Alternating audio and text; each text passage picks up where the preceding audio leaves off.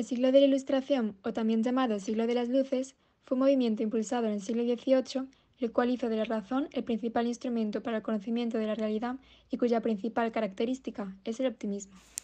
Dentro de las características de la Ilustración nos encontramos con la autonomía y el espíritu crítico, la cual se basa en desarrollar y ejecutar en el estudiante habilidades de pensamiento que le permitan construir razonamientos y análisis críticos orientados a la resolución de problemas.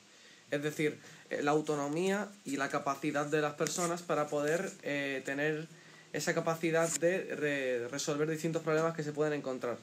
Luego tenemos el racionalismo, el cual se basa en que el conocimiento debe ser fundado por fuentes basadas en la razón, observación y la experimentación. En cambio, a fuentes que se basen en otras cosas como por ejemplo en opiniones o supersticiones. Luego, el optimismo. Básicamente la concepción de que gracias a la educación en la sociedad se podrá avanzar a un futuro mejor. Una visión optimista de la realidad. Luego, el reformismo y despotismo ilustrado, que finalmente dice que la ejecución de las reformas por una clase minoritaria gobernante sin la participación del pueblo. Es decir, que aunque la clase superior pretenda mejorar la vida de los ciudadanos, lo hará sin tomar en cuenta su opinión. Las dos principales corrientes de la Ilustración son el barroco y el neoclasicismo. El barroco predominó durante la primera mitad del siglo, sin embargo, fue derrotada por el neoclasicismo. En poesía se dio paso a una estilización y refinamiento de la complicación barroca con la aparición de barroco. Aquí destaca Juan Meléndez de Valdés. Por otra parte, el neoclasicismo es un movimiento estético ilustrado, tiene un fin didáctico-moral donde el arte debería ser una síntesis entre lo útil y lo bello. El género más cultivado fue el ensayo, donde destacaron autores como Samaniego e Iriarte, con narraciones que contenían una moraleja que pretendían transmitir una enseñanza. Siguiendo con la literatura ilustrada en España tenemos el ensayo, originado por Michel de Montaigne en el siglo XVI. Es un género de prosa de extensión variable, abordando una variedad temática y caracterizado por su reflexión. El ensayo destacó en el siglo XVIII, siendo Benito Jerónimo Feijoo su representante principal en la primera mitad de este siglo, quien abordó temas como las supersticiones y falsas creencias en sus obras Teatro Crítico Universal y Cartas Eruditas y Curiosas. Por otro lado, otro autor destacable como José Cadalso criticó las costumbres españolas y aspectos culturales en su obra Cartas Marruecas. Gaspar Melchor de Jovellanos, figura prominente en la Ilustración, se centró en problemas sociales y abogó por la educación y formación profesional, destacando su obra Memorias sobre espectáculos y diversiones públicas. El teatro neoclásico estableció una serie de reglas que distanciaron al público de las representaciones teatrales. La tragedia apenas logró ganar aceptación, presentando personajes ejemplares que encarnaban la virtud, el patriotismo y la nobleza, enfrentando pruebas donde prevalecían estos valores en un entorno de sentimientos sublimes, protagonizado por la élite y con desenlaces trágicos. Sin embargo, destaca en este contexto La Raquel, de Vicente García de la Huerta. Por otro lado, la comedia alcanzó su máximo esplendor con Leandro Fernández de Moratín, quien logró crear un teatro más atractivo para el público al fusionar la comedia urbana con la sátira de las costumbres. Además, combinó dos posturas, una crítica intelectual que expone los vicios y errores de la sociedad en la trama y otra sentimental que resalta la verdad y la virtud en el desenlace. Moratín abordó temas secundarios como los matrimonios de conveniencia, la educación autoritaria de los jóvenes y la comedia popular de la época. Entre sus obras, El sí de las niñas destaca como su obra maestra, reconocida por muchos como su máximo logro. El sí de las niñas es una obra de teatro escrita por Leandro Fernández de Moratín y estrenada al público madrileño el 24 de enero del año 1806. Es una clásica comedia española que fue de gran relevancia para la época, ya que su argumento, elaborado en prosa, representaba algunos de los conflictos que eran frecuentes en aquellos años, como el poder autoritario de elección de parejas que tenían quienes representaban una familia y que se imponían sobre sus descendientes. Esta es la historia de doña Francisca, una joven de 16 años que debe casarse por obediencia a su madre con don Diego, un hombre de 59 años al que ella no desea en matrimonio. Realmente está enamorada de don Carlos, un joven soldado que también tiene sentimientos hacia Francisca y que es el sobrino de don Diego. La trama aborda la obediencia de la hija hacia la madre por el respeto que siente hacia ella y la determinación de la madre de hacer su voluntad sin importarle la felicidad de su hija. El sí de las niñas llegó a estar prohibida por la Inquisición durante más de 20 años.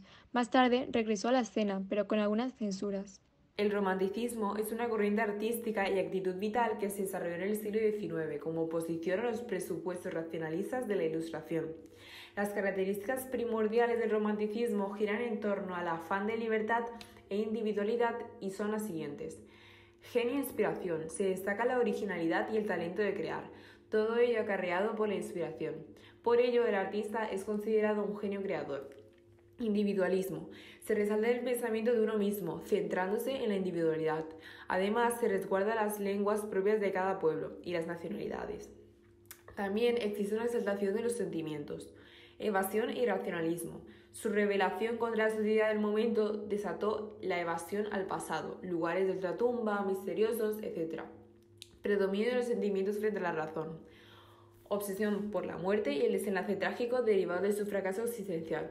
Etapas del romanticismo en España. El romanticismo en España se desarrolló en dos fases. Primeramente, la fase romántica, que comienza en 1830 y se presenta de dos formas. Autores de ideología liberal, focalizándose en la crítica a la sociedad sin prescindir de los sentimientos. En poesía, José Espronceda; en prosa, Mariano José de Larra; y en teatro, Duque de Rivas. Y luego tenemos a los autores de ideología tradicional y conservadora, destacando a José Zorrilla entre todos ellos. Aparecen personajes e historia de la tradición española. La segunda fase es la del posromanticismo, que surge a finales de 1830. Sus mayores representantes son Gustavo Adolfo Bécquer y Rosalía de Castro. Al representar influencias de la poesía alemana, se le da significación a la expresión de la intimidad. Los temas más repetitivos que podemos destacar de la poesía romántica son el amor imposible, la rebeldía y las ansias de libertad con la exaltación del yo, la furia de la naturaleza, la angustia existencial, lo sepulcral y lo tenebroso y la exaltación de lo local y lo nacional. Prosa romántica en España. Las novelas históricas que se sitúan en la época medieval fueron las responsables de impulsar a la prosa de aquella época a su máximo esplendor. Dejan a un lado el enfoque en el pasado y se centran en evadirse del presente. Un nuevo género, el periodismo, surge. Este será muy útil pues será empleado como herramienta de lucha social y propósito educativo. Supone una vía eficaz para la difusión de ideas. Se reconoce a Mariano José de Larra como uno de los mayores representantes de la prosa romántica en España. Fue periodista y escritor español. Se lo conoce por su estilo crítico y satírico, además de por la perspectiva que tenía sobre la sociedad de su tiempo. Sus obras más destacadas son El doncel de don Enrique el Doliente, El café y Artículos de costumbres. Artículos de costumbres son obras pertenecientes al género de prosa didáctica. En otras palabras, se puede decir que son los textos difundidos en periódicos de la época, que plantean una crítica de la sociedad con la finalidad de restaurar las costumbres de los españoles.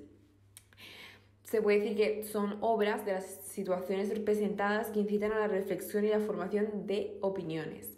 Además, podemos apreciar cómo el autor se introduce como personaje. En la poesía hispánica, los máximos representantes que podemos encontrar son José Espronceda, Gustavo Adolfo Bécquer y Rosalía de Castro.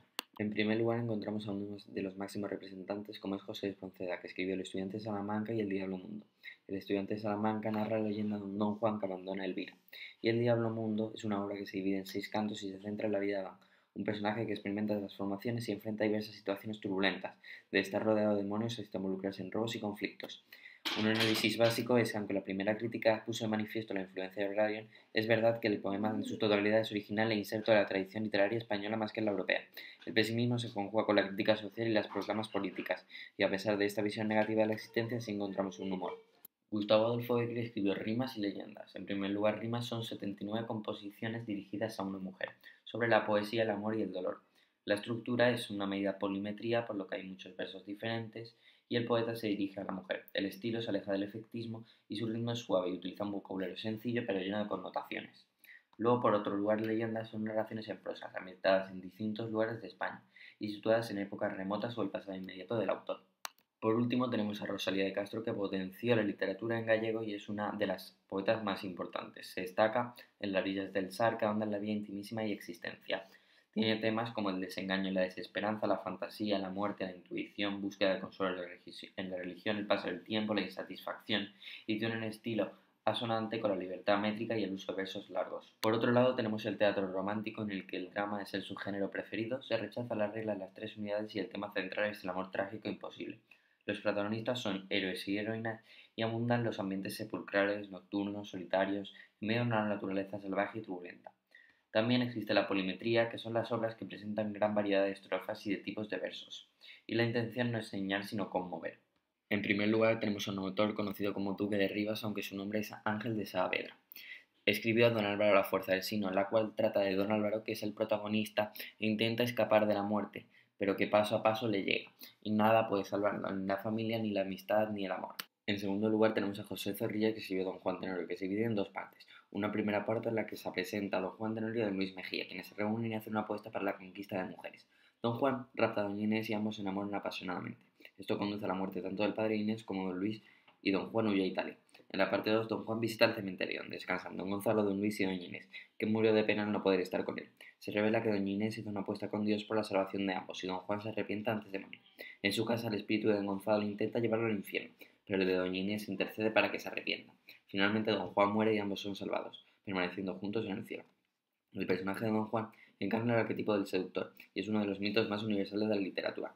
Don Juan se entrega únicamente al placer, la fama, el juego y la riqueza, sin respetar ningún código ni límite. Representa la rebeldía del romanticismo que enfatiza la exaltación del yo por encima de todo, aunque al final enfrenta su merecido castigo.